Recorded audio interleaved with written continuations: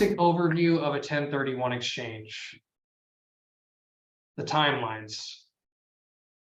So you have 45 days to identify after you close escrow on the property that you've sold.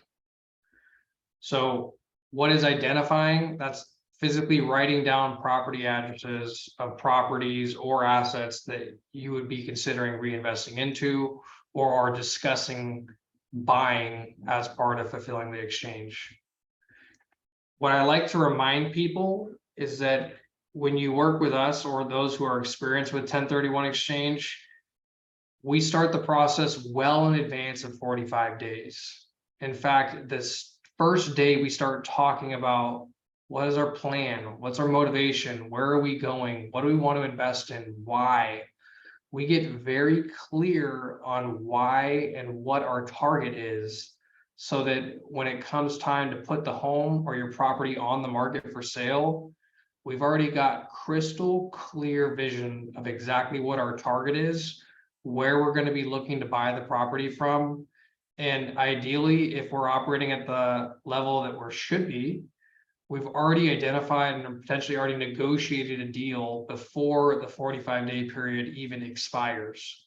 That is the target, not waiting until 45 days. It's having something already identified and in escrow when you're in the 45-day period. Another important timeline is the 180 days to close. So from the day you close escrow on the property you're selling or relinquishing, you have 180 days to close escrow on the reinvestment property or properties. As I've said, if we're doing this process the right way, 180 days is way more time than we should need to be able to successfully close escrow. Unless, of course, there's some longer escrow period that was negotiated for that particular purchase. As I mentioned before, like kind. So this goes back to either investment or use of business. For investment or use of business, cannot be a primary or second home. The purchase amount. In order to defer all taxes, you need to reinvest at or above where you've sold. For instance, you sell a property for $1 million. We would be looking at properties for $1 million or greater to exclude or defer all taxes.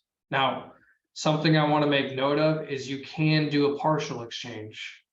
And what I mean by that is you can sell a property for $1 million and you can reinvest into another asset for $800,000. Just know that you're going to pay taxes on the difference between $1 million and $800,000. So $200,000 will be subject to capital gains that you'll be paying towards.